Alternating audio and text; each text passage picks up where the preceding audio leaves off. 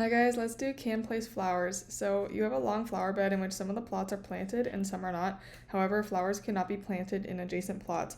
They say given an integer array flower bed containing zeros and ones, where 0 means empty and 1 means not empty, and an integer n, return true if n new flowers can be planted in the flower bed without violating the no adjacent flowers rule, and false otherwise. So in example 1, we're given this input flower beds equals this array and n equals 1, and we would output true because we could plant the flower here and it would satisfy all of our constraints.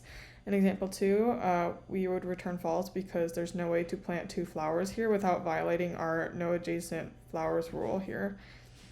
So for this one, we can basically just do a simple pass through our flower bed array and just check at each spot if it's possible or not to plant a flower there, and that's basically it. So, well, first of all, if we can check for edge cases, so if n equals 0, we can just immediately return true because there's no flowers to plant.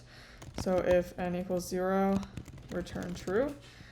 And then we can just go ahead and do our loop, iterating through our flower bed array. So for I equals 0, I is less than flower bed dot length, I plus plus.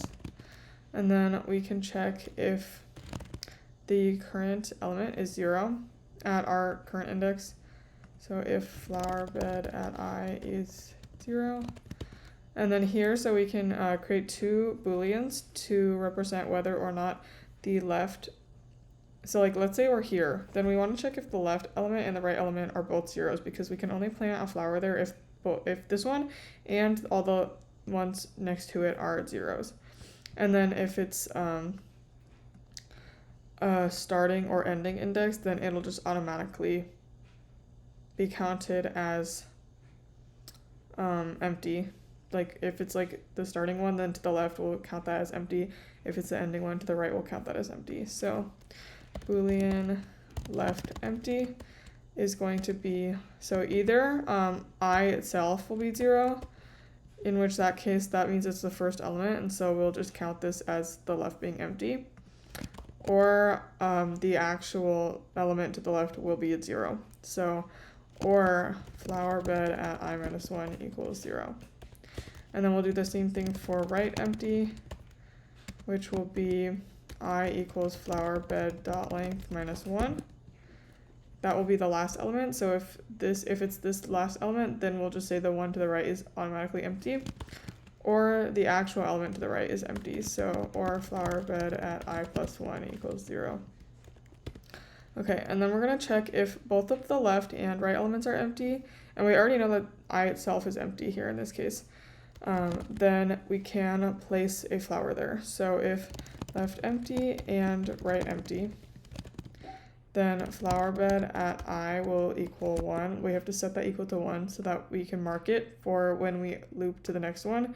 Then we know the previous one is now occupied, right? And then we can decrement n. And then we can check if n is 0, then we can just exit early and return true. And we don't even need to do anything anymore. So if n is 0, return true.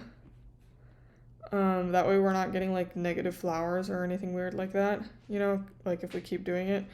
And then we can just do this for the entire array, and then at the end we'll just go ahead and return whether or not we were able to plant all of the flowers, and we'll know that if n is 0.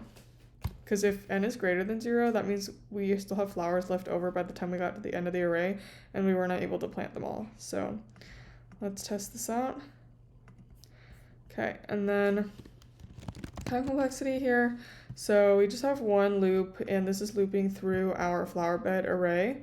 So our time complexity is going to be O of n, where n is the number of flowers.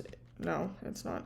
It's not the number of flowers itself, it's the number of spots available in the flower bed. So spots available in flower bed, or like the number of elements in flower bed, whatever way you want to look at it. Space complexity. So we don't have any data structures here, so our space complexity is going to be O of 1. And that is it for this problem. Thank you guys for watching. I'll see you guys next time. Bye.